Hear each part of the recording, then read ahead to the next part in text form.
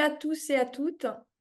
Donc, je vous souhaite à tous et à toutes la bienvenue pour ce webinaire de la Direction de l'enseignement et de l'Institut Pasteur, qui est organisé avec l'Association des anciens élèves de l'Institut Pasteur, AAEIP, qui est représentée aujourd'hui par Jacques Poirier, et l'Agence universitaire de la francophonie, qui regroupe plus de 1000 établissements universitaires sur tous les continents et dans environ 120 pays. Donc aujourd'hui, nous avons la chance d'avoir avec nous David Bicard, qui va nous parler des applications de la technologie CRISPR. Donc, je vais lui laisser la parole pour environ 50 minutes pour son exposé et nous prendrons les questions à la fin. Donc, moi, je suis Clémentine Schild, je m'occupe de l'enseignement numérique à l'Institut Pasteur et je suis accompagnée aujourd'hui de Monica Sala, la directrice des enseignements. Et toutes les deux, nous allons modérer ce webinaire. Donc, on a 80 personnes de connectées pour le moment. Je vais commencer par faire une petite introduction sur David Bicard et ensuite je lui laisserai la parole. Donc, David Bicard dirige l'unité de biologie de synthèse au sein du département de microbiologie de l'Institut Pasteur. Il a reçu un diplôme d'ingénieur de l'AgroParisTech en 2007, suivi par une thèse de l'Université Paris Diderot en 2010 pour ses travaux réalisés à l'Institut Pasteur sur le système de recombinaison bactérien connu sous le nom d'intégron. David a ensuite rejoint la Rockefeller University à New York pour ses recherches postdoctorales portant sur les systèmes CRISPR-Cas. Rentré en France en 2014 pour ouvrir son équipe de recherche à l'Institut Pasteur, il est également cofondateur d'Eligo Biosciences, une entreprise de biotechnologie visant à développer des traitements ciblant les bactéries du microbiome en utilisant les technologies CRISPR. Donc, je vous remercie vraiment, David, de nous faire cette conférence. Et encore une fois, je vous invite tous et toutes à vous présenter dans la discussion du webinaire. Ça nous permet de savoir qui est là, qui est présent aujourd'hui. Merci beaucoup. Et David, je te passe la parole. Super, merci Clémentine. C'est un grand plaisir d'être avec vous aujourd'hui et de pouvoir vous parler des systèmes CRISPR-Cas et des dernières recherches qui sont faites sur ces fascinants systèmes génétiques. Alors, hop, au programme aujourd'hui, je vais vous parler tout d'abord de la découverte et de la biologie de ces systèmes CRISPR-Cas qui sont la base d'un système immunitaire que les bactéries utilisent pour se protéger contre les bactériophages. On parlera ensuite de toute la boîte à outils qui a été développée autour, en particulièrement du CRISPR-Cas9. On parlera des applications en thérapie génique, des défis rencontrés par ces thérapies géniques, des autres applications également des technologies CRISPR-Cas. Et puis, on ira aussi au-delà de CRISPR-Cas9, à voir les autres merveilleux outils moléculaires qu'on peut trouver dans les systèmes CRISPR et puis dans d'autres systèmes immunitaires bactériens. Alors, pour commencer, je vais faire juste une toute petite intro sur les bactériophages, qui sont ces virus qui infectent les bactéries. On estime leur population à plus de 10 puissance 30 sur la Terre. Ce sont des chiffres tout à fait faramineux. Ils sont extrêmement divers et variés. Vous avez ici quelques jolies images de microscopie électronique qui vous montrent un peu les différentes formes adoptées par ces virus. Et ils ont un rôle écologique extrêmement important. On estime que chaque jour, ils tuent 15 à 40% des bactéries de l'océan, par exemple. Alors pourquoi je vous parle de bactériophages? C'est parce que les systèmes CRISPR ont été découverts et compris comme étant un système immunitaire qui permet aux bactéries et aux archées de se protéger contre les virus.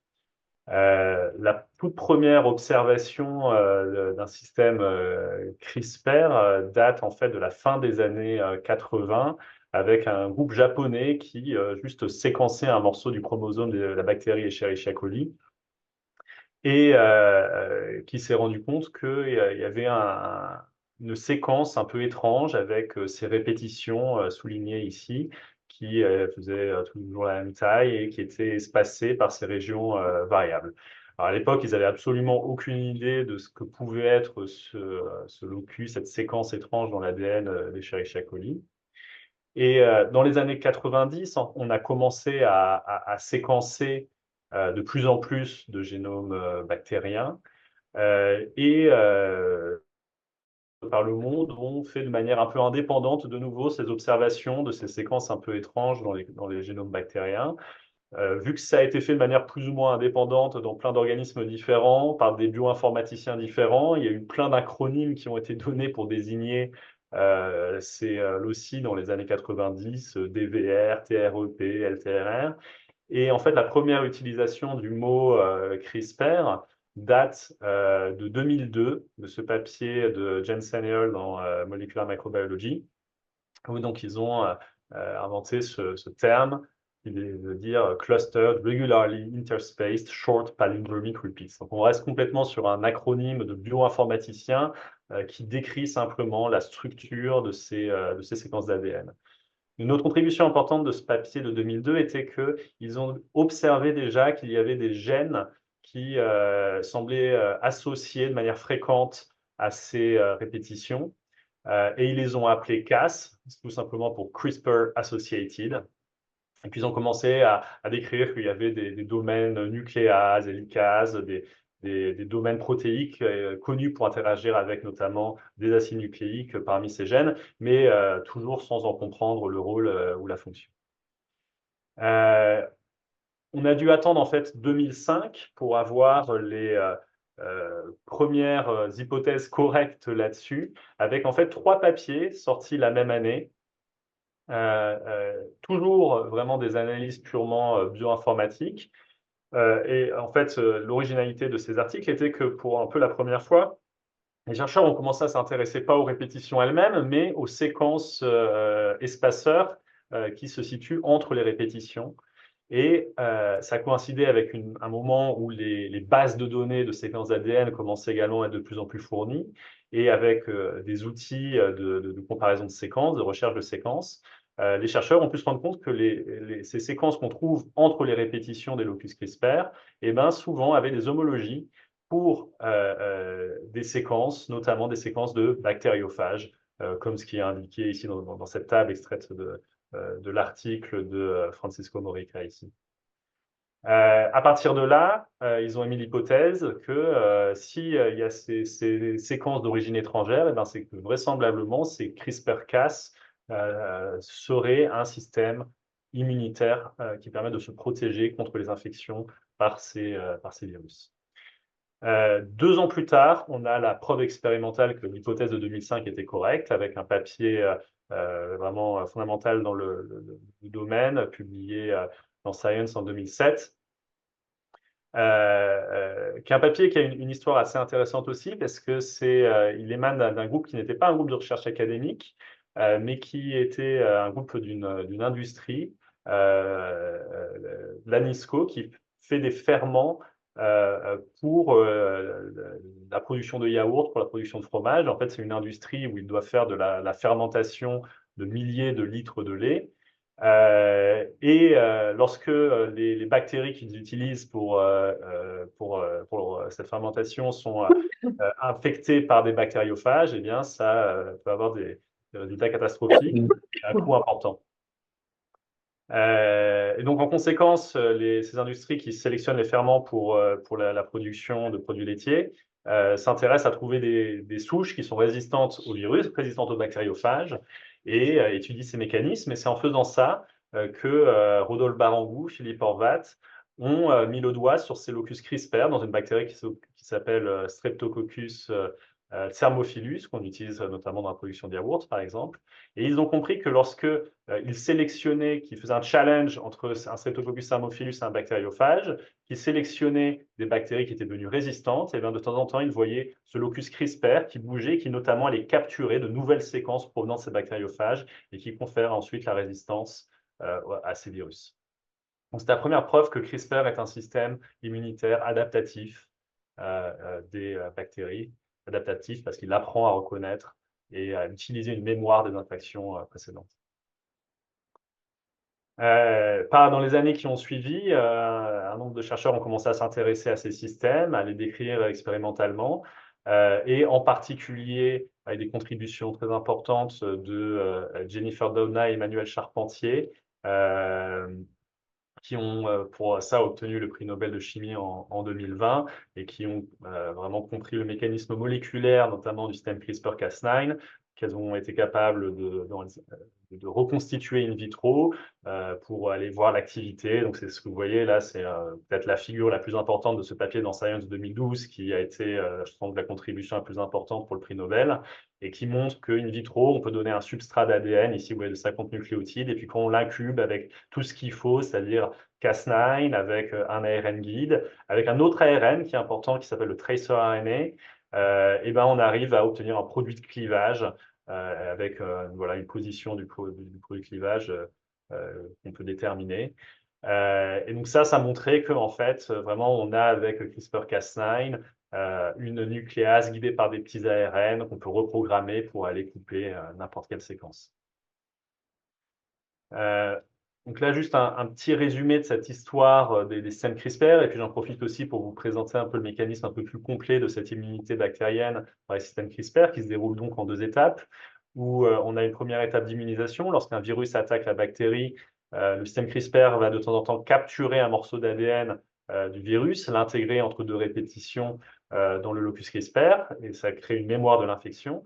Et lorsque le phage va réattaquer, et ben la bactérie va pouvoir se défendre en produisant un petit ARN guide qui va former un complexe avec des protéines Cas et qui vont aller détruire les séquences homologues.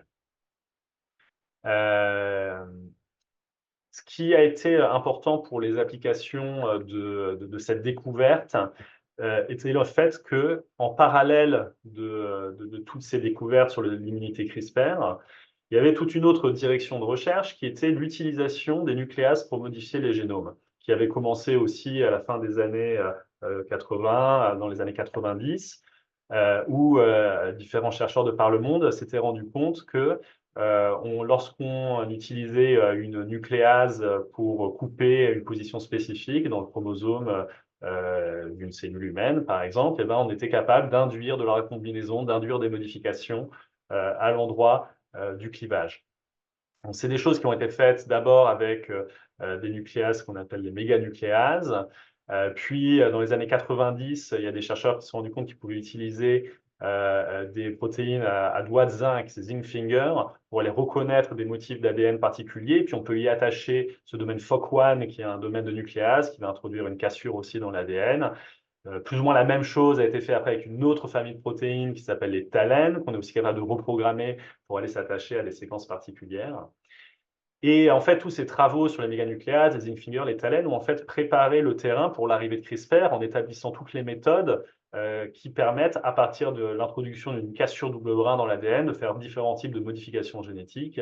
Soit on va laisser en gros la cassure se réparer par un pathway génétique qui s'appelle le homologous enjoining et qui va permettre de faire des petites insertions, des petites délétions dans un gène, qui va souvent permettre de casser ce gène.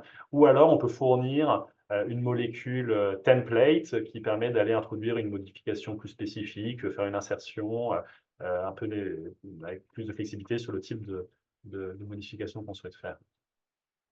Et donc, c'est vraiment vers 2012, au moment où on a les papiers dans Science de Charpentier, d'Ovna, que ces timelines un peu convergent et que, en fait, quasiment immédiatement, dès qu'on a compris qu'avec Cas9, on avait une nucléase reprogrammable, on a pu l'appliquer à faire des modifications génétiques. Et ça a été ce qu'on a appelé après, en 2013, l'année de CRISPR craze. Là, c'est couverture, je ne sais plus si c'était dans Science ou Nature, ils avaient fait cet article. Mais en gros, je vais montrer 2012, le papier dans Science de Charpentier d'Odna, et 2013, on a déjà une dizaine de papiers qui montrent l'application de ces outils CRISPR-Cas9 dans tout un tas d'organismes modèles. J'ai personnellement contribué aux travaux qui ont été faits chez les bactéries pour utiliser ça comme outil. Je voulais maintenant juste vous montrer une petite vidéo qui permet de bien comprendre un petit peu comment ça marche et de visualiser ça. Alors, je m'excuse d'aller en anglais, mais n'hésitez pas à poser des questions si nécessaire. The CRISPR-Cas9 system is a tool for cutting DNA at a specifically targeted location. The technique has already revolutionized gene editing, but scientists are always looking for new possibilities. So what else can CRISPR do?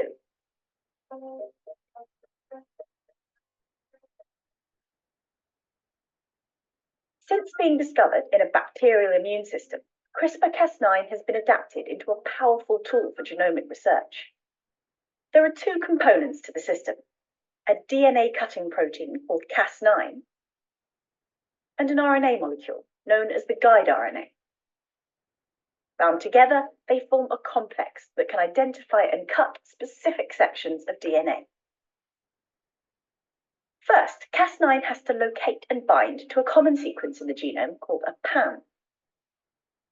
Once the PAM is bound, the guide RNA unwinds part of the double helix. The RNA strand is designed to match and bind a particular sequence in the DNA. Once it's found the correct sequence, Cas9 can cut the DNA. Its two nuclease domains each make a nick, leading to a double-strand break. Although the cell will try to repair this break, the fixing process is error-prone and often inadvertently introduces mutations that disable the gene. This makes CRISPR a great tool for knocking out specific genes. But making double-strand breaks isn't all CRISPR can do. Some researchers are deactivating one or both of Cas9's cutting domains and fusing new enzymes onto the protein. Cas9 can then be used to transport those enzymes to a specific DNA sequence. In one example, Cas9 is fused to an enzyme, a deaminase, which mutates specific DNA bases, eventually replacing cytidine with thymidine. This kind of precise gene editing means you could turn a disease-causing mutation into a healthy version of the gene, or introduce a stop codon at a specific place. But it's not all about gene editing. Several labs have been working on ways to use CRISPR to promote gene transcription. They do this by deactivating Cas9 completely, so it can no longer cut DNA.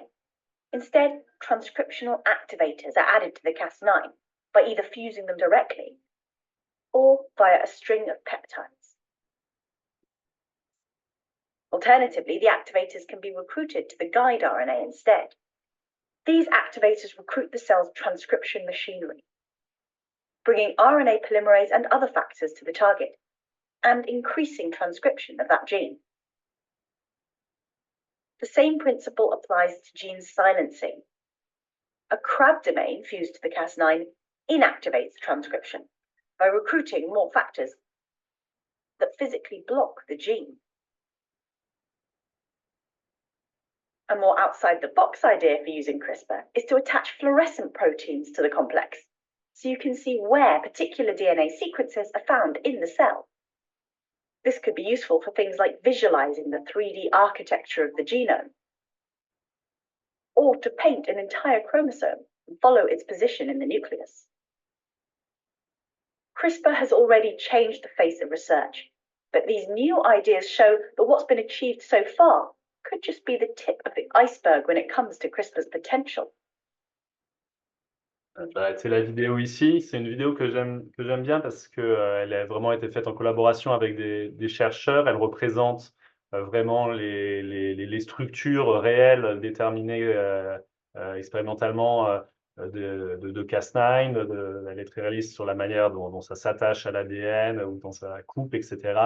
Donc c'est une chouette illustration de ces outils. La vidéo, comme vous l'avez vu, parle vraiment de la première application de CRISPR-Cas9 qui va être de faire une cassure qu'on va ensuite réparer, dont je vous ai également un peu parlé. Et puis parle en plus de ça de toutes les autres applications qui ont pu être développées à partir de la protéine Cas9. Parce qu'une fois qu'on est capable de diriger l'attachement d'une protéine sur une séquence d'ADN, en utilisant simplement un petit ARN guide, eh ben, on va pouvoir non seulement aller la couper, mais y amener tout un tas d'effecteurs possibles. Là, sur cette figure que je vous montre ici, ça montre un peu les différentes stratégies qui ont pu être utilisées, comme le disait dans la vidéo, pour attacher des effecteurs soit à la protéine, soit à l'ARN guide. On peut en acheter on peut en acheter plusieurs, on peut faire tout un tas de choses modulaires.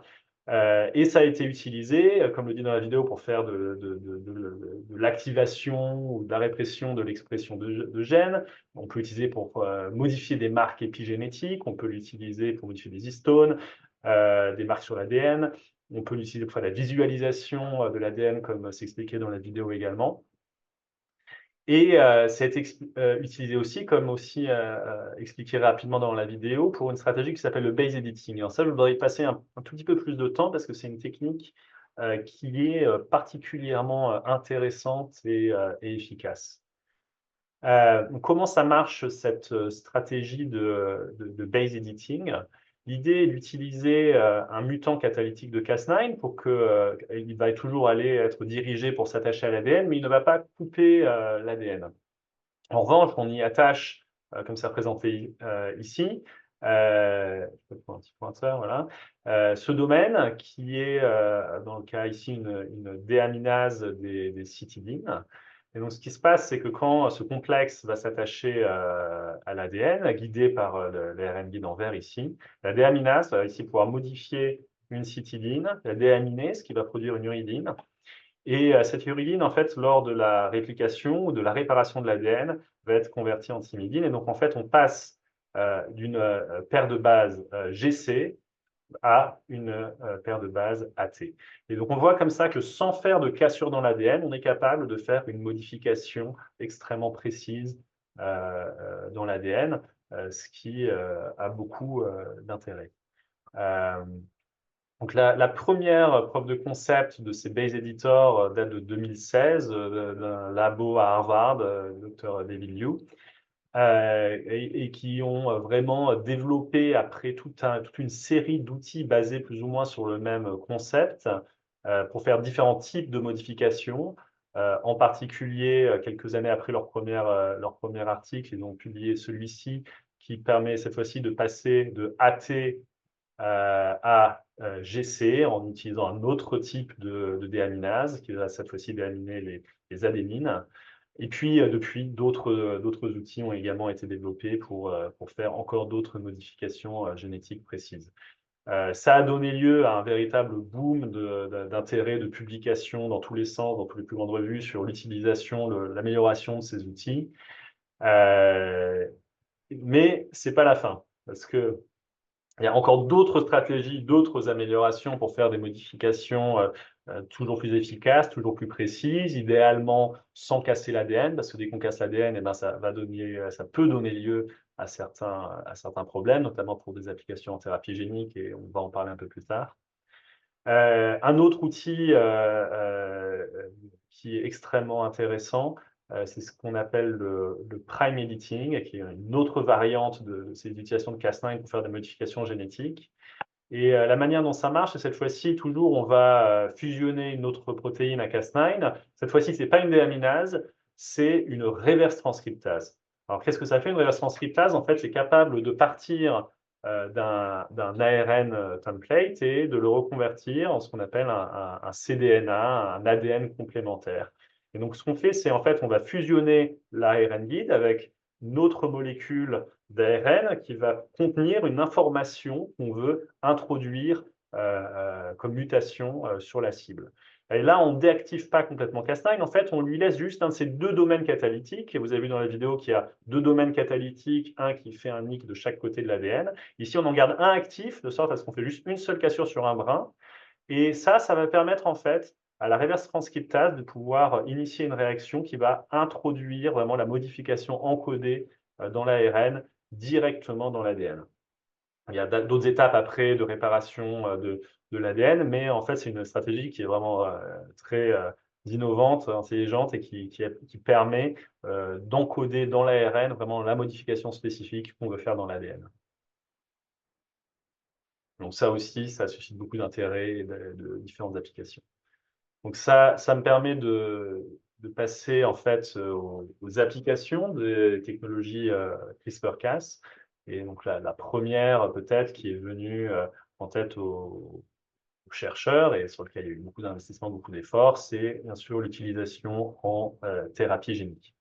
Il y a quand même une étape d'abord avant de pouvoir faire de la thérapie génique avec ça, c'est qu'il faut quand même réussir à délivrer ces outils CRISPR-Cas aux cellules qu'on souhaite modifier. Alors, ce n'est pas le sujet de cette présentation-là, je ne vais pas trop m'attarder dessus, mais c'est juste pour vous dire en une slide qu'il y a tout un tas de stratégies diverses et variées qui vont permettre de délivrer ces outils CRISPR-Cas sous différentes formes aux cellules. Les premières peut-être qui ont été utilisées, c'est simplement on a un plasmide, du coup un ADN double brin circulaire qui va encoder le gène Cas9, encoder l'ARN guide et qui va produire tout ça dans la cellule. On peut, si on ne souhaite pas utiliser d'ADN, directement délivrer un ARN messager qui va pouvoir coder pour la protéine Cas9 et également un petit ARN qui va être celui de l'ARN guide. Et on peut aussi directement former ces RNP, c'est pour ribonucleic protein, c'est le complexe vraiment entre Cas9 et l'ARN guide et qu'on va pouvoir injecter dans les cellules directement pour qu'ils aillent introduire une cassure ou une autre modification dans la cellule. Et ça, peut être vectorisé en fonction de la forme que ça a, soit par des virus modifiés, des nanoparticules qui peuvent avoir différentes formes, des nanoparticules lipidiques, des polymères, des nanoparticules d'or, des exosomes, etc. Donc, il y a tout un tas de manières de faire ça, et c'est un domaine de recherche extrêmement actif. Donc, pour avancer sur les thérapies géniques maintenant, il y a un point qui est intéressant, c'est de distinguer en fait deux stratégies différentes, ce qu'on peut appeler des thérapies ex vivo versus des thérapies in vivo. Ce qu'on entend par thérapie ex vivo, ça veut dire des thérapies où on va pouvoir prélever des cellules d'un patient, les modifier au laboratoire et puis les réinfuser chez le patient pour qu'elles puissent avoir leur effet et potentiellement soigner une maladie. Donc, il y a deux principales types de maladies, de traitements qui existent en thérapie ex vivo. Ça va être ce qu'on va appeler des traitements CAR-T contre le cancer, et ça, je vais en dire un mot tout à l'heure, on ne m'attarde pas là-dessus. Et puis, on va être aussi capable de traiter comme ça des maladies du sang en allant modifier, prélever des souches, des cellules souches hématopoïétiques, et puis les modifier et les réinfuser chez les patients.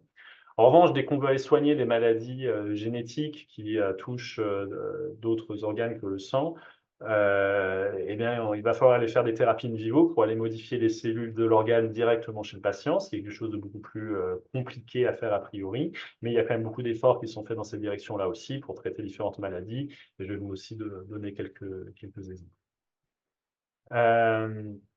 Donc, comme c'est plus contrôlé, plus facile, les premières thérapies qui ont été développées en utilisant CRISPR-Cas, ça a été des thérapies ex vivo, en particulier pour traiter des maladies du sang, dont la drépanocytose et la bêta-thalassémie, qu'on est capable en fait de soigner en permettant aux globules rouges de produire une hémoglobine qui fonctionne. En fait, de manière assez intelligente, ce que font les chercheurs dans ce cas-là, en fait, ils restaurent la production d'une hémoglobine qui est une hémoglobine fétale, l'hémoglobine qui existe chez nous à l'état de fœtus, avant la naissance, et qui permet au fœtus de capturer l'oxygène de sa mère. Mais c'est une hémoglobine qui n'est plus produite à l'âge adulte. Donc, les individus qui souffrent de drépanocytose, de bêta-thalassémie, qui ne produisent pas une hémoglobine fonctionnelle à l'âge adulte, eh bien, si on restaure la production de l'hémoglobine fétale, eh bien, ils peuvent de nouveau vivre normalement et être guéris de ces maladies. Donc, en fait, cette stratégie, c'est celle qui a été utilisée dans le médicament Casgevy, qui est le premier médicament, la première thérapie génétique CRISPR autorisée, qui était menée par des entreprises qui s'appellent CRISPR Therapeutics et Vertex. Et il y a d'autres entreprises qui, avec différentes stratégies, tentent aussi de commercialiser leurs propres médicaments qui utilisent plus ou moins les mêmes stratégies. Mais intéressant, BIM Therapeutics, ici la deuxième que vous voyez ici, qui a commencé plus tard que CRISPR Therapeutics, eux, ils font ça en utilisant le base editing dont je vous ai parlé et pas en utilisant, on va dire, la version 1.0 des outils CRISPR. Autre exemple, cette fois-ci, d'une thérapie in vivo. Donc là, on va aller modifier directement les cellules de l'organe chez le patient. Et là, il y a eu un assez joli succès d'un essai clinique mené par une entreprise qui s'appelle Intellia, pour traiter une maladie génétique qui s'appelle l'amylose à transthyrétine. C'est une maladie où des protéines produites dans le foie vont avoir tendance à s'agréger, à faire des amyloses qui vont se déposer notamment dans le cœur et entraîner des maladies cardiaques. Et l'idée est ici en fait d'inactiver le gène responsable de cette amylose. Donc le médicament développé par Intellia en fait consiste en des nanoparticules lipidiques qui vont packager à l'intérieur à la fois un ARN messager qui code pour Cas9 et puis un ARN guide qui va permettre de guider Cas9 pour aller inactiver le gène en question. De manière assez intéressante, en fait, on voit là un ARN messager dans une nanoparticule lipidique. En fait, c'est très similaire au vaccin ARN Covid, comme en tout cas dans la composition. Sauf que là, eh bien, on va pas juste aller exprimer un antigène du Covid. Cette fois-ci, on va aller produire Cas9 qui va faire une modification génétique dans l'organe du patient. Et donc, ils ont réussi comme ça vraiment à obtenir à soigner des malades de cette amylose à transthyrétine. Je vous ai dit que je vous parlerai de cancer et de thérapie CAR-T. Les thérapies CAR-T, ça veut dire Chimeric Antigen Receptor. Donc, il s'agit de thérapie ex vivo ici. Donc, le concept, c'est on va prélever donc, du sang des patients, prélever des lymphocytes T et les modifier génétiquement pour qu'ils soient capables de reconnaître les cellules cancéreuses.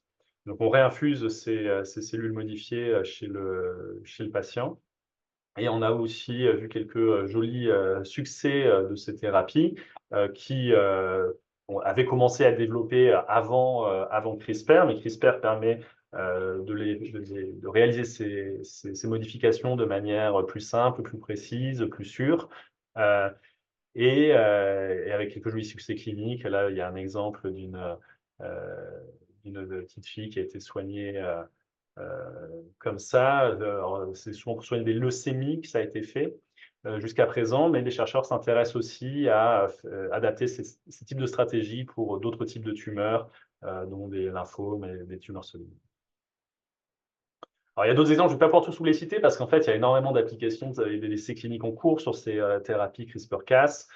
Juste mentionner en passant, il y a aussi des gens qui s'intéressent à traiter des maladies cardiovasculaires avec différents gènes cibles. Un peu plus original, il y a des gens qui s'intéressent à essayer de traiter de manière définitive le sida, le VIH. En fait, le virus, le VIH, va s'intégrer dans les cellules humaines. Et donc, même lorsqu'un patient du sida n'est plus symptomatique, eh bien, il va très, très souvent être encore porteur du virus qui peut éventuellement se réactiver en se réexcisant et en se repropageant chez le patient. Donc, idéalement, pour soigner vraiment définitivement, il faut être capable d'aller détruire les virus qui se sont intégrés dans les cellules humaines. Et c'est ce qu'essaye de faire excision biothérapeutique, c'est avec une thérapie contre le sida.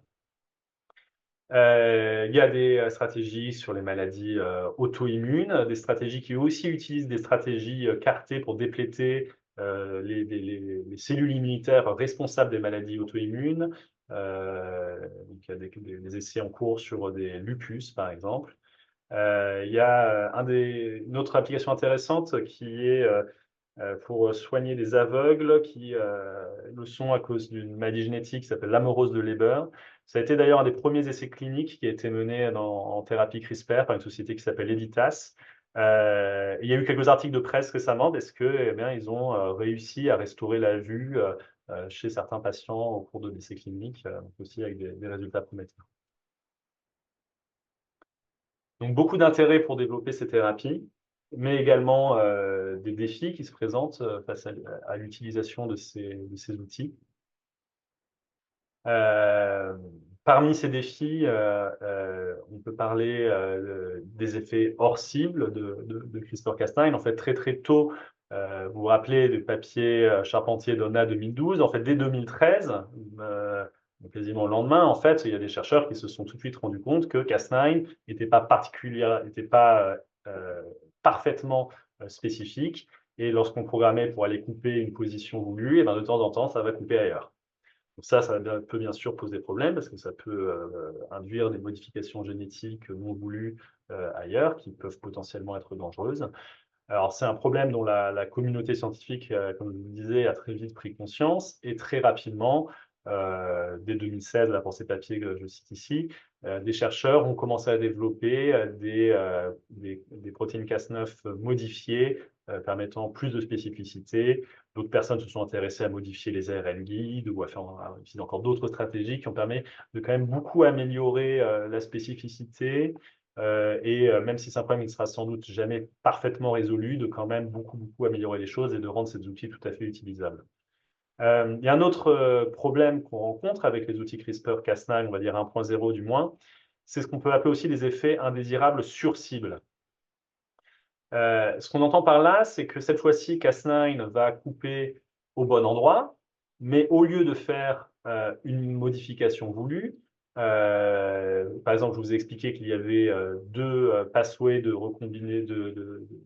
réparation des cassures, soit ce pathway qu'on appelle NHEJ qui va faire des petites insertions, des lésions pour casser des gènes, soit de temps en temps, on va pouvoir donner une molécule template pour faire de la recombinaison homologue, introduire de modifications. Là, de temps en temps, c'est l'un qui se passe alors qu'on voudrait que ce soit l'autre qui se passe. Et puis de temps en temps, même à l'endroit où on fait la cassure, eh ben, on va déclencher des très grandes réorganisations chromosomales, des éléments de translocation entre différents chromosomes. C'est des éléments qui sont particulièrement délétères. Et donc ces effets indésirables sur cible, en fait, sont très problématiques parce que d'une certaine manière, ils sont un peu inhérents au fait de faire une cassure dans l'ADN, faire une cassure double brin dans l'ADN. Donc on peut quand même essayer de contrôler la manière dont cette cassure va être réparée en manipulant notamment les pathways de réparation de l'ADN, mais c'est des choses qui ne sont pas forcément évidentes à faire. D'où l'intérêt notamment des stratégies de type base editing, prime editing qui font pas de cassure, ou en tout cas pas de cassure double brin dans l'ADN et qui limitent ces effets indésirables sur cible. D'autres problèmes rencontrés par ces technologies, il y a certains articles qui ont montré que, en fait, quand on fait des modifications génétiques CRISPR, eh ben, ça peut avoir tendance à sélectionner des cellules cancéreuses parce que les cellules cancéreuses sont plus prônes à être évitées et donc on va favoriser les cellules cancéreuses parce que c'est chez elles qu'on a réussi à faire les modifications. Il y a Cas9 à l'origine, notre problème c'est Cas9 à l'origine vient de bactéries, je vous ai dit notamment on le trouve dans les bactéries qu'on utilise pour la production de yaourt ou de fromage, donc tout le monde est on va dire, en contact avec Cas9 au travers de notre alimentation, au travers des bactéries de notre microbiote. Et donc, pas mal de personnes ont une immunité contre la protéine Cas9, et donc son utilisation peut être problématique si soit ça va être inactivé par notre système immunitaire, soit ça pourrait potentiellement déclencher des réactions immunitaires indésirables lors de traitements. Il y a le problème de comment est-ce qu'on délivre, donc je vous ai parlé très rapidement de toutes les stratégies possibles pour délivrer, mais même si on explore beaucoup de stratégies, eh ben, c'est loin d'être un problème résolu. Et il y a beaucoup de maladies dont le déterminisme génétique est très clair, mais qu'on ne peut pas pour autant soigner parce qu'en en fait, on n'a pas de moyen de délivrer de manière suffisamment efficace et sûre ces outils dans suffisamment des cellules de l'organe affecté. Par exemple, le déterminisme génétique de la mucoviscidose est connu depuis très longtemps, il est très clair. Mais on n'est toujours pas capable de le soigner parce qu'on ne peut pas délivrer ce type d'outils de manière simple et sûre dans suffisamment de cellules de poumons de malades. Et puis, il y a des questions aussi autour de coûts. Par exemple, cette thérapie Casgevy, qui est la première autorisée, elle coûte 2 millions de dollars par traitement, en tout cas c'est les chiffres que j'ai pu trouver jusqu'à présent. Donc ça pose aussi, bien sûr, pas mal de questions sur l'accessibilité de ces stratégies. Il y a aussi tout un tas de questions éthiques qui sont apparues autour de ces outils, notamment autour de la possibilité de faire des modifications génétiques qui vont être perpétuées dans ce qu'on appelle la lignée germinale, qui vont pas être passées aux enfants ou directement même des modifications potentiellement d'embryons avec des articles un peu partout dans la presse, dont The Economist, qui se demandent est-ce qu'on ne va pas faire des bébés améliorés génétiquement alors, si vous avez peut-être vu le film Bienvenue à Gattaca, on est tout à fait là-dedans. Alors, c'est aussi des questions que la communauté scientifique s'est posée très rapidement et elle a pris le devant.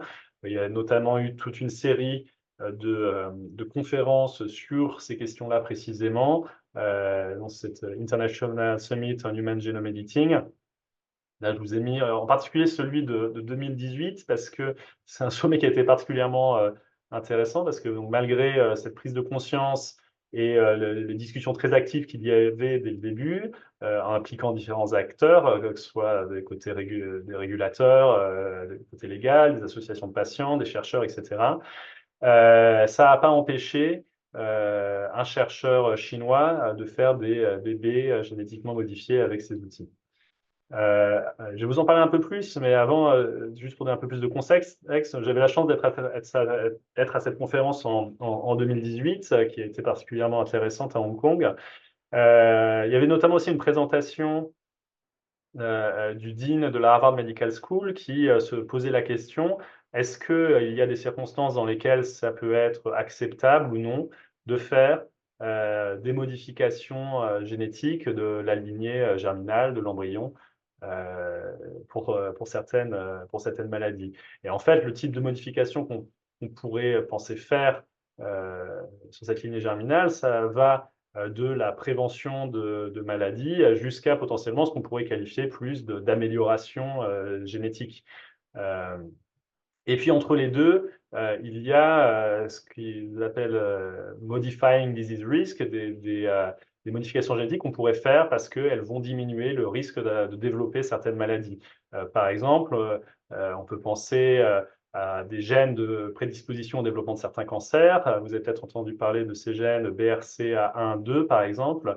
Il y a certains allèles de ces gènes. Si on est porteur, on va avoir de fortes chances, par exemple, de développer un cancer du sein. Il y a eu une actrice célèbre qui s'était fait amputer des seins parce qu'elle savait être porteuse de ces gènes et ne voulait pas prendre le risque de développer le cancer. On peut se demander si on est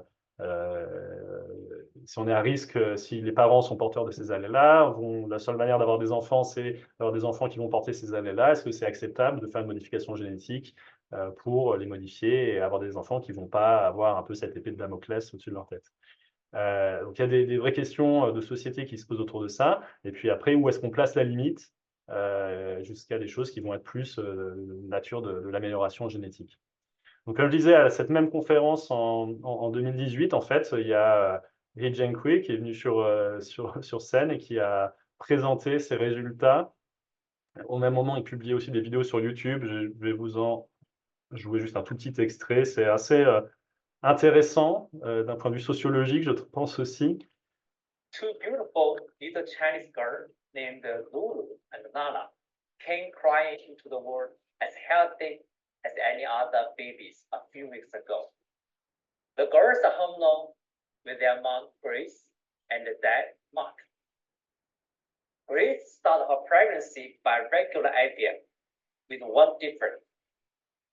Right after we sent her husband's sperm into her egg, we also sent in a little bit of protein and instruction for gene surgery. Je ne vais pas vous jouer la vidéo en entière parce qu'elle est assez longue, mais je pense que vous pouvez encore la trouver sur YouTube. Donc, He Jiankui, à l'époque, était, je pense, persuadé d'avoir un prix Nobel après cette annonce. En fait, il a passé 3 ans en prison en Chine. Il est sorti maintenant, je n'ai pas trop suivi ce qu'il est devenu depuis. Donc, c'était une intervention qui a été extrêmement critiquée à l'international, qui avait un peu choqué tout le monde à la conférence. Vous voyez ici un autre chercheur de la communauté, Feng Zheng, qui est au MIT, Harvard, à Boston, et qui répond aux questions des journalistes sur ce qui venait de se passer à l'instant. Donc, il y a tout un tas de critiques qui avaient été faites à ce sujet. La première étant qu'en fait, il n'y avait pas vraiment de besoin médical à réaliser ces modifications génétiques. Ce que He Jiankui a tenté de faire, c'est modifier un gène qui est un code pour un récepteur du virus du sida. Et il a fait ça chez un couple dont le père était séropositif, avec comme objectif présupposé de s'assurer que ces enfants ne seraient pas contaminés. Or, en fait, il y a plein d'autres méthodes pour s'assurer que les enfants ne sont pas contaminés et il n'y avait pas de besoin médical de faire de modifications génétiques pour ça. En plus de ça, il y a des choses qui ont été faites qui étaient vraiment pas très propres et correctes, on va dire. Donc, c'est des jumelles qui sont nées, Lulu et Nana. Et en fait, même au moment où les embryons étaient implémentés, ils savaient déjà qu'il y avait un des deux embryons où la modification n'avait pas été réalisée vraiment correctement. Il n'y avait qu'un allèle sur deux modifié, puis ils ont quand même implanté cet embryon. Et puis bon, il y a toute une liste d'objections qui a été faite. Je ne vais pas vraiment avoir le temps de rentrer dans tous les détails, mais voilà, c'est une question qui est intéressante. À ma connaissance, il n'y a pas eu d'autres annonces du genre depuis. Je pense que mais bon, je ne sais pas si c'est des choses qui restent sur la table ou s'il y a des chercheurs dans le monde qui continuent d'explorer ça. Et donc, pourquoi est-ce que c'est pas nécessaire? En fait, ce qu'il faut voir, c'est qu'il y a beaucoup d'alternatives en fait, à la modification génétique des embryons et les situations dans lesquelles il n'y aurait pas d'alternative sont en fait extrêmement rares. En fait, la plupart du temps, par simple fécondation in vitro et diagnostic préimplantatoire, même si des parents peuvent être porteurs d'allèles euh, euh, non fonctionnels pour certains gènes, et ben on est donc quasiment systématiquement capable de sélectionner des embryons qui ne vont pas être porteurs de ces allèles et qui permettront aux parents d'avoir un enfant sain. Et puis, dans les cas où ça, c'est pas possible, eh ben, il y a quand même toujours aussi la possibilité de recourir au don de sperme, au don d'ovocytes, au don d'embryons, voire à l'adoption. Donc, il y a vraiment des questions éthiques là-dessus. Qu'est-ce qu'il faut faire pour aider les parents à avoir leur propre enfant génétique, jusqu'où il faut aller ou pas. Et puis voilà, il faut aussi garder en tête que en fait, la plupart des enfants porteurs de maladies génétiques sont nés de parents qui ne savent pas être à risque, et simplement en améliorant le dépistage génétique et en proposant des fécondations in vitro, du diagnostic préimplantatoire, en fait, on pourrait déjà réduire énormément les maladies génétiques. Donc, suite à tout ça, il y avait eu des propositions d'adopter des moratoires sur les modifications génétiques héritables, modifications lignée germinale dont je vous parlais. Et en fait, je pense que les réglementations de la plupart des pays, de facto, déjà interdisent ce type de pratique. Voilà, bon, je ne vais pas rentrer plus dans les détails parce que j'ai encore quelques sujets à aborder. Je voudrais vous parler aussi, au-delà des applications en thérapie génétique, des autres applications des technologies CRISPR, parce qu'en fait, au final, c'est peut-être plus ces autres applications qui vont avoir le plus d'impact euh, au quotidien. Alors, les premières applications qui ont eu, qui ont eu déjà un très gros impact et qui continuent à en avoir, c'est les applications CRISPR-Cas9 pour la recherche, en fait, parce que ça a été forcément un outil formidable pour aller interroger la fonction des gènes. J'en profite pour vous parler un petit peu plus précisément de ce que moi je fais à l'Institut Pasteur. On a beaucoup développé et utilisé des méthodes qui passent par le contrôle de l'expression des gènes chez la bactérie. On utilise un mutant catalytique de Cas9 qui s'attache sans couper l'ADN, et en fonction de là où on va l'attacher, sur une séquence régulatrice d'un gène, sur un gène mais dans un sens ou dans l'autre, on va pouvoir avoir différents effets sur la transcription de ce gène, sur son expression. Et ça, c'est des choses qu'on peut faire à très haut débit. En fait, on est capable d'aller, par synthèse d'ADN, générer des banques de dizaines de milliers d'ARN différents qu'on va pouvoir introduire dans notre cas chez les bactéries. Il y en a d'autres chercheurs qui le font sur les cellules humaines. Et on va pouvoir aller comme ça, aller interroger la fonction de tous les gènes. En une seule expérience, on peut interroger la fonction de tous les gènes d'un organisme et obtenir des données sur est-ce que tel gène est important pour la bactérie dans telle condition expérimentale. Donc ça, c'est une méthode extrêmement puissante qui permet de grandement accélérer la recherche dans un tas de domaines, pour nous en microbiologie, pour d'autres sur la génétique humaine ou autre. Une autre application qu'on a explorée dans mon laboratoire, et qui a aussi donné lieu à la création d'une start-up que j'ai cofondée qui s'appelle Edigo Biosciences. C'est l'idée qu'on peut utiliser ce outil CRISPR-Cas9 pour faire des antimicrobiens spécifiques de séquence. En fait, on s'était rendu compte assez tôt que lorsqu'on produit la protéine Cas9 pour aller couper le chromosome d'une bactérie, ben ces cassures vont tuer la bactérie. Donc, si on guide Cas9 pour aller couper, par exemple, un gène de résistance aux antibiotiques, eh ben, on va tuer de manière spécifique les bactéries résistantes aux antibiotiques sans tuer les autres bactéries. Donc, c'est des stratégies que voilà, on continue à explorer, notamment avec Eligo Biosciences.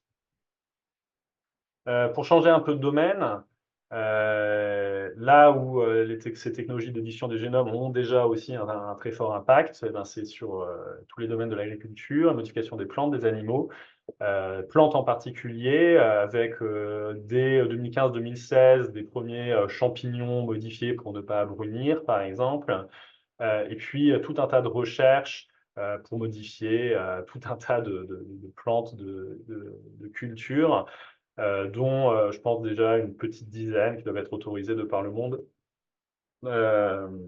Et c'est quelque chose qui pose aussi énormément de questions réglementaires, en particulier en Europe. Je dois dire qu'ailleurs dans le monde, les gens se sont quand même beaucoup moins posé la question que nous.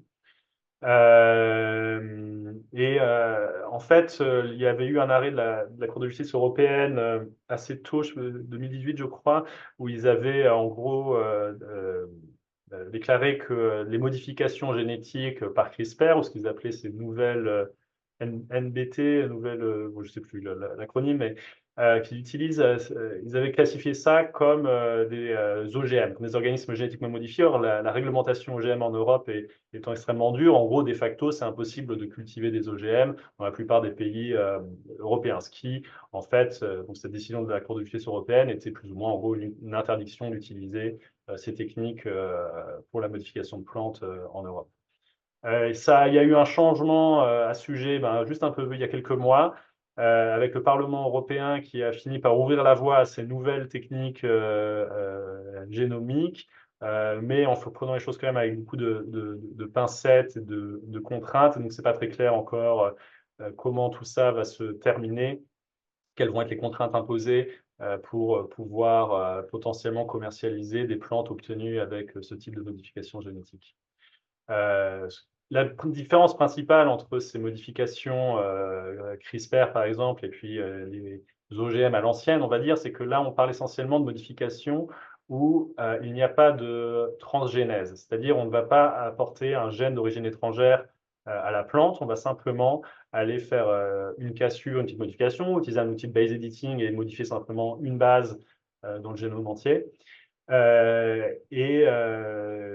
Donc voilà, c'est une nature en tout cas assez différente de la transgénèse où là on prenait par exemple un gène d'une bactérie, on le mettait chez une plante.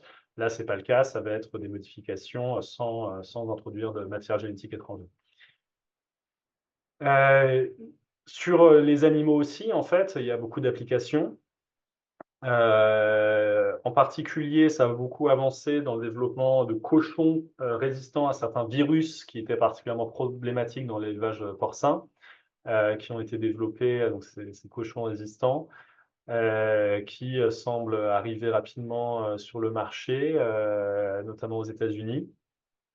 Et de manière intéressante, en fait, sur les modifications du cochon, il y a une application qui est tout autre que celle de l'alimentation, qui est l'idée qu'on peut peut-être modifier génétiquement le cochon pour rendre ses organes compatibles avec le corps humain et permettre la transplantation d'organes de cochon afin de pallier au manque d'organes pour la transplantation de personnes qui en ont besoin.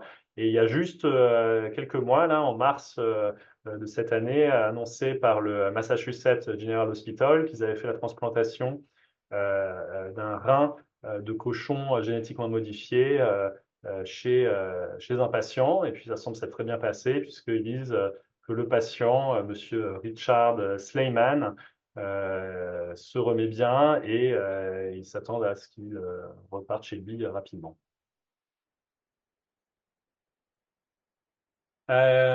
Pour finir, je vais rapidement vous parler de ce qu'on peut faire au-delà de Cas9.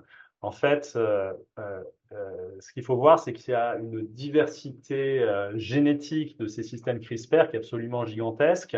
Ça a été classifié en 2 classes décrites ici, puis dans chaque classe, on a plein de types et de sous-types.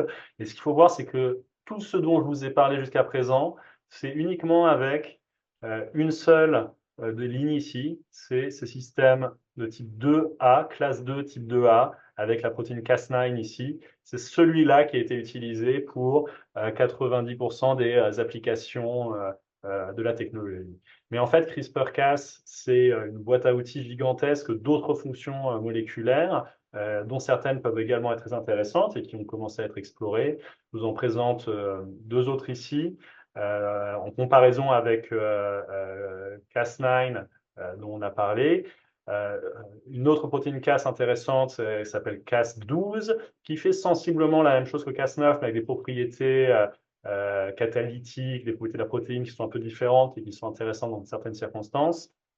Et une autre qui est très intéressante, qui s'appelle Cas13, qui, elle, en fait, au lieu de prendre pour cible l'ADN, va prendre pour cible l'ARN, ce qui permet de faire beaucoup de choses très différentes, potentiellement des modifications génétiques, enfin des modifications, bon, est-ce qu'on appelle ça génétique ou pas, je ne sais pas, des modifications des ARN messagers. Donc, justement, on va faire potentiellement soigner des maladies génétiques, mais sans avoir besoin de faire une modification dans l'ADN des patients. Donc, il y a des propriétés très différentes de ces différentes nucléases qui sont intéressantes pour diverses applications.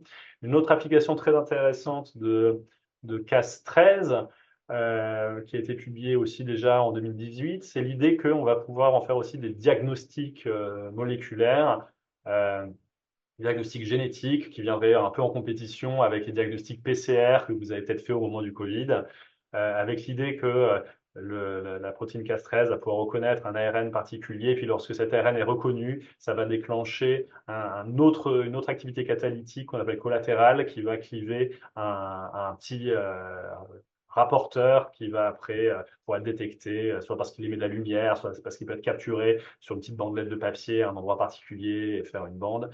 Et donc on arrive comme ça avec des tests génétiques qui en fait s'apparentent à des tests de grossesse. On peut avoir une petite bandelette de papier et faire un test génétique comme ça. Donc il y a pas mal aussi d'intérêt autour du développement de ces stratégies. Toute dernière slide, un petit peu de perspective sur tout ça, pour revenir un petit peu aussi au départ, qui est le fait qu'en fait CRISPR-Cas à la base, c'est un système immunitaire que les bactéries utilisent pour se défendre contre les bactériophages. Et en fait, ces quelques dernières années, on va dire tout juste au cours des 5 dernières années, il y a eu un véritable engouement et une véritable série de découvertes très importantes sur l'immunité des bactéries. C'est-à-dire qu'on avait découvert CRISPR-Cas vers 2007, on avait compris la fonction comme système immunitaire. Mais depuis, on a découvert tout un tas, quand je dis un tas, ça se compte en centaines de nouveaux systèmes immunitaires que les bactéries utilisent pour se protéger contre les virus. Donc, c'est un domaine de recherche qui est actuellement extrêmement actif, avec des chercheurs, notamment l'Institut Pasteur, que j'ai listé ici. J'en ai peut-être oublié, je m'excuse auprès d'eux si c'est le cas, qui s'intéressent à ces questions. Donc, on est en train d'écrire tous ces nouveaux systèmes immunitaires bactériens, et il y a tout un tas aussi de fonctions moléculaires qui peuvent également être intéressantes pour des applications technologiques. Il y a aussi tout un tas de parallèles qui sont faits entre ces systèmes immunitaires bactériens et les systèmes immunitaires humains.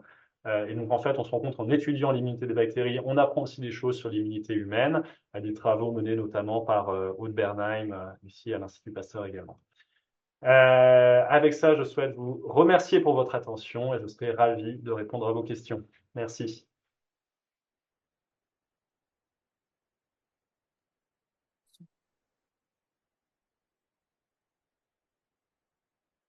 Alors, merci beaucoup, David. Désolée. Merci beaucoup pour cet exposé, c'était vraiment super. Donc, on va maintenant passer aux questions et donc je vous propose d'utiliser vraiment l'onglet Q&R pour poser vos questions. Donc, on a déjà eu une première question et je vous invite donc tous à poser vos questions dans le Q&R. Alors, une question d'Hélène Riviero qui demande si tous les gènes sont-ils associés à des séquences PAM et les séquences PAM sont-elles limitées en nombre? Existe-t-il des gènes non accessibles dus à l'absence de séquences PAM? Une très bonne question. Je ne me suis pas attardé sur ces aspects-là. Je pense que cette notion de séquence PAM a été mentionnée un petit peu dans la vidéo que j'ai montrée. En fait, il s'agit d'un petit motif de séquence qui est reconnu par la protéine Cas9. Typiquement, dans le Cas9 qui est utilisé le plus couramment de Streptococcus pyogenes, en fait, il s'agit simplement de deux nucléotides, GG, Et donc, d'abord, la protéine commence par reconnaître ce GG avant d'apparier l'ARN guide avec la cible. Donc, la reconnaissance de la cible est faite principalement guidée par l'ARN, mais il y a quand même besoin de ce motif particulier sur la séquence. Et comme je vous le disais, ce motif, en fait, est extrêmement court, simplement 2 G d'affilée, ce qui fait qu'en fait, c'est extrêmement fréquent dans n'importe quelle séquence d'ADN. Et donc, on trouve des GG très facilement partout dans n'importe quel gène. Et au final, ça ne représente pas vraiment une contrainte. Alors, ça peut quand même, dans certains cas, représenter une contrainte. Si on a besoin de faire une modification génétique, par exemple avec du base editing, on doit modifier un résidu particulier d'une protéine pour la réparer, par exemple. Dans ce cas-là, si jamais il n'y a pas un GG au bon endroit à côté de la mutation voulue, et ben en effet, on est embêté. Et donc ça a poussé en fait tout un tas de chercheurs à trouver différents variants de la protéine Cas9, soit des variants naturels, soit par ingénierie de la protéine Cas9, pour lui permettre de reconnaître d'autres motifs PAM, et ce qui donne en fait une flexibilité complète sur les modifications qu'on peut faire. Merci beaucoup.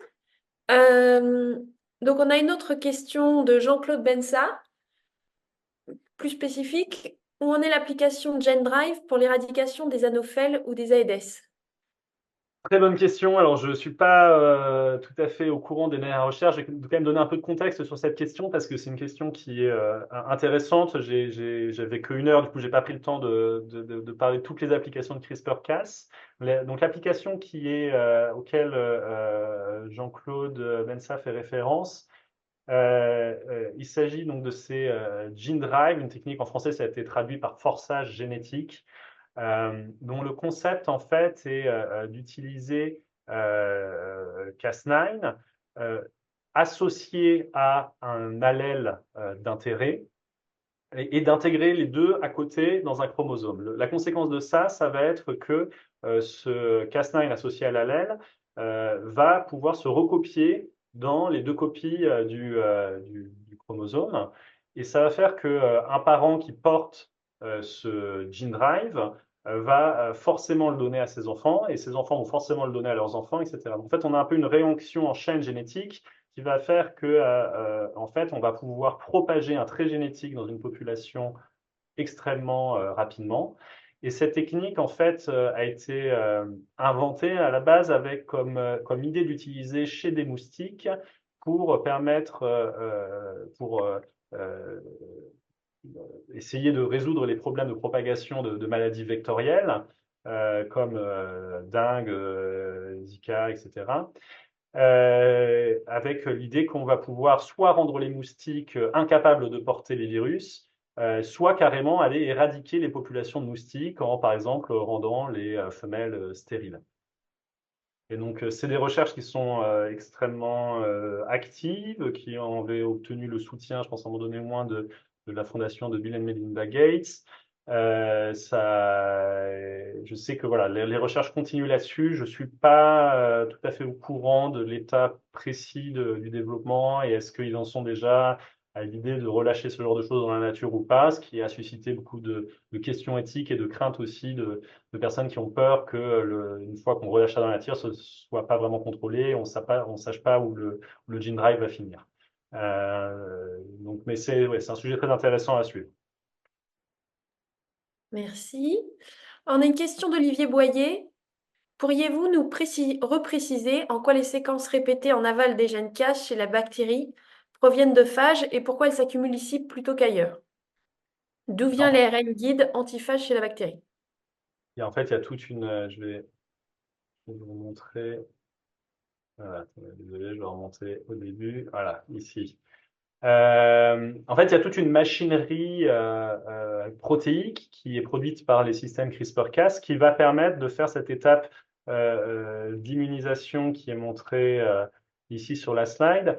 Donc, quand on a un phage qui délivre son matériel génétique, il y a certaines, alors elles ne sont pas représentées ici, mais il y a des protéines qui s'appellent Cas1, Cas2, qui vont être capables de capturer un morceau d'ADN du bactériophage et qui vont réaliser son intégration spécifique dans le locus CRISPR. Donc, c'est tout à fait dirigé, spécifique, médié par des reconnaissances ici d'une séquence qui est marquée par un L ici sur le schéma, qui représente la séquence leader, qui va être reconnue par Cas1, Cas2, qui vont intégrer la nouvelle séquence à cette position-là spécifiquement, et ça va créer une nouvelle répétition au passage.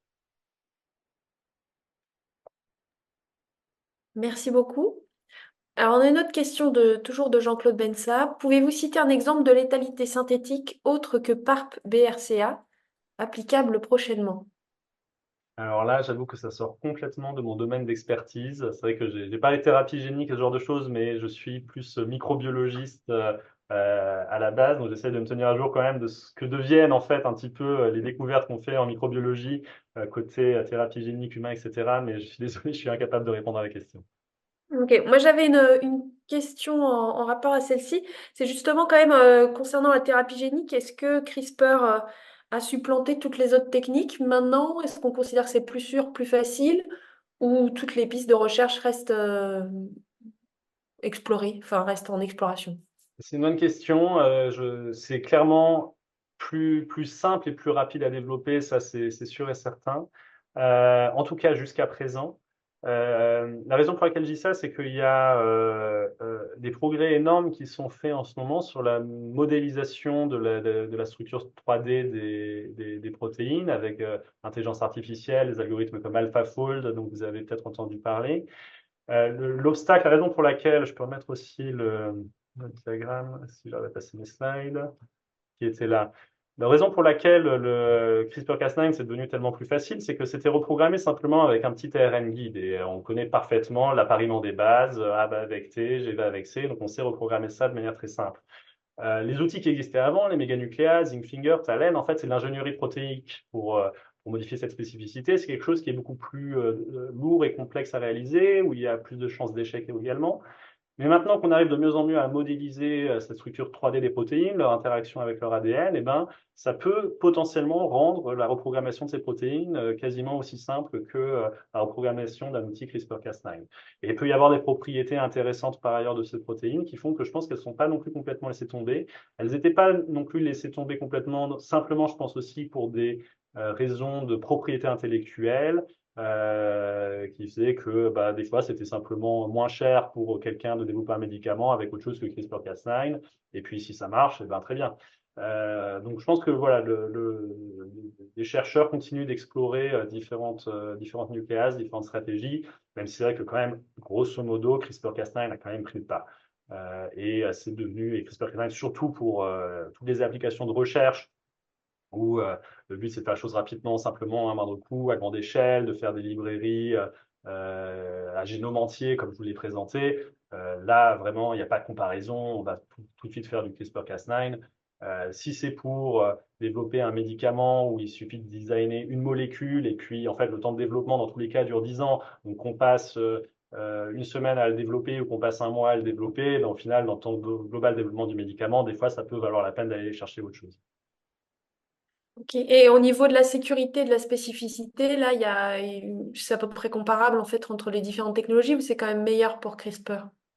Je ne vais pas trop m'avancer là-dedans, c'est des comparaisons qui sont un peu difficiles à faire parce qu'en fait, il y a plein de générations différentes de tous ces outils-là qui ont été développés avec beaucoup d'améliorations qui ont été faites pour la spécificité, pour l'activité.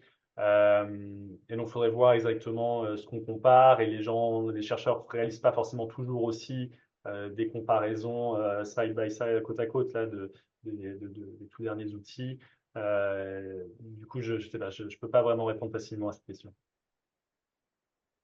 Je pense qu'il D'accord. y a des bonnes propriétés, les deux, enfin voilà, il y a des choses tout à fait utilisables et sûres, à la fois CRISPR-Cas9 ou autre, mais il faut aller regarder plus dans les détails de ce qui a été publié. Mhm. Merci. Il y a une question de Saïd Sali, plus technique, mais à mon avis assez simple. Est-il simple d'utiliser CRISPR pour modifier les cellules CHO afin de produire de manière stable une protéine recombination? Protéine Oui, pour recombination. la ça c'est une bonne question aussi. Ça sort aussi un petit peu de mon domaine d'expertise direct. Les gens clairement faisaient de la production de protéines recombinantes dans des CHO avant l'arrivée de CRISPR-Cas9. J'avoue que je ne saurais pas dire est-ce que ils utilisent maintenant le CRISPR-Cas9 pour faire la même chose ou est-ce que les outils dont ils disposaient avant étaient déjà suffisants. Je connais malheureusement pas la réponse à la question. Je pense que c'est clairement tout à fait possible d'utiliser CRISPR-Cas pour faire ça. Après, dans la pratique, est-ce que ça a été un nouvel outil utile pour les gens qui s'intéressent à la production de protéines recombinantes? J'avoue que je ne sais pas. C'est un peu trop en dehors de mon domaine. Alors, on a une nouvelle question de Santino Nanini. De nouvelles découvertes fondamentales majeures au cours des 2-3 dernières années. Et oui, bon, alors je la découvre en même temps, hein. Est-ce que ça stagne ou est-ce que l'innovation se fait désormais dans les applications? Et après, sinon, selon vous, en utilisant l'IA, quelle est la future grande étape qui va être franchie? Alors, sur les systèmes CRISPR-Cas, on continue, on va dire, sur l'aspect biologie des systèmes CRISPR-Cas, comme système immunitaire contre les bactéries. C'est vrai qu'on a quand même passé une vague qui avait été particulièrement excitante au cours des 10 dernières années sur voilà, la description de tous ces systèmes, des mécanismes, de la diversité des systèmes. Donc, c'est vrai qu'il y a ça s'est quand même calmé depuis. On continue quand même à faire des nouvelles découvertes sur des mécanismes un peu différents d'activité de ces systèmes CRISPR-Cas. L'innovation, c'est vrai, se fait beaucoup sur les applications, avec encore toujours des améliorations du base editing, du prime editing, aussi de stratégies de transposition qui utilisent ces systèmes CRISPR-Cas. Donc il y a encore quand même des nouvelles découvertes sur la biologie des CRISPR, même si c'est vrai que un peu moins qu'à une certaine époque. Mais par contre, ce que je vous disais à la toute fin, c'est que maintenant, c'est allé au-delà de CRISPR-Cas. C'est-à-dire que on a découvert là, au cours des 5 dernières années, une centaine et plus de nouveaux systèmes immunitaires bactériens. Et là, c'est un champ de recherche complètement ouvert avec énormément de choses à comprendre, à décrire, et peut-être aussi de nouvelles applications de ces découvertes. Euh, En ce qui concerne la question sur l'IA, je pense que l'IA est un outil qui clairement commence déjà à révolutionner la manière dont on fait nos recherches en génétique, en biochimie, notamment les prédictions des structures 3D des protéines. C'était vraiment un jalon qui a été franchi par AlphaFold qui permet de faire ça de manière relativement fiable. Et il y a encore des lacunes, mais dont certaines viennent tout juste d'être comblées par le nouveau modèle qui vient de tout juste sortir le mois dernier, AlphaFold 3. Avant, on pouvait faire la modélisation juste des protéines elles-mêmes. Maintenant, on peut faire la modélisation de la protéine en interaction avec différents substrats. Ça peut être en interaction avec différentes petites molécules, avec des ions, avec l'ARN, avec l'ADN. Et ça, typiquement pour la modélisation des systèmes CRISPR-Cas qui interagissent avec l'ARN, qui interagissent avec l'ADN, c'est absolument génial de pouvoir faire ces prédictions avec AlphaFold 3.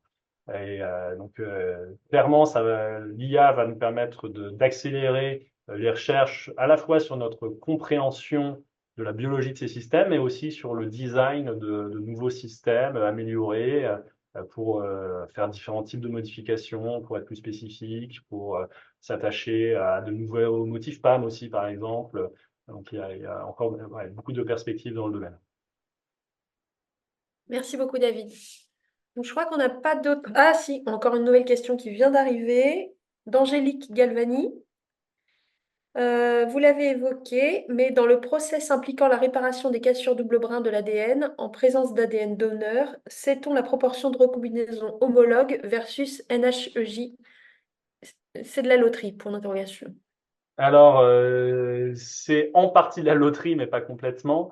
C'est-à-dire qu'en fait, ça va dépendre notamment du stade des cellules qu'on modifie. On sait que dans certaines étapes du cycle cellulaire, elles vont plutôt faire du NHJ. Dans certaines étapes, elles vont plus facilement faire de la recombinaison homologue. Pour pouvoir faire de la recombinaison homologue avec un template, il faut forcément cueillir déjà ce template qui soit présent dans la cellule. Mais c'est vrai que un des obstacles et une question auxquelles beaucoup de chercheurs se sont adressés, c'est comment faire pour s'assurer qu'on va faire ce chemin de recombinaison homologue plutôt que du NHEJ. Et donc, il y a tout un tas de stratégies qui ont été développées, donc par exemple des petites molécules qui tentent d'inhiber la voie du NHEJ pour s'assurer qu'on aille de manière préférentielle dans la voie de la recombinaison homologue. Donc c'est quelque chose qui, je pense, reste pas entièrement résolu, mais il y a différentes stratégies pour essayer de contrôler vers quelle voie de réparation on va. Super, merci beaucoup. Bon, je regarde, mais je ne vois pas de nouvelles questions qui arrivent en direct. Donc, je me permets de te remercier encore de la part de la direction de l'enseignement et des anciens élèves de l'Institut Pasteur. Et il y a donc eu 118 personnes qui se sont connectées aujourd'hui de différentes nationalités, donc notamment beaucoup de Français, bien sûr, mais aussi personnes de Côte d'Ivoire, de Gabon, de Guinée, d'Italie, du Liban, de Madagascar, des Pays-Bas et de République démocratique du Congo. Le replay de ce webinaire sera disponible sur la chaîne YouTube de l'Institut Pasteur et du département de l'enseignement. Et je vous invite aussi à vous inscrire. Vous trouverez le lien d'inscription dans le chat au prochain webinaire qui sera organisé par toujours la direction de l'enseignement, mais avec Bernard Dujon et qui aura lieu le 6 juin à 14 h. Et il nous parlera de 30 ans de plongée dans les génomes. Donc voilà, on reviendra encore plus en arrière. Voilà. Merci beaucoup, David. Merci, David. C'était très Merci bien, à vous. très pédagogique. Merci beaucoup. Merci, au revoir. À tout le monde. Au revoir.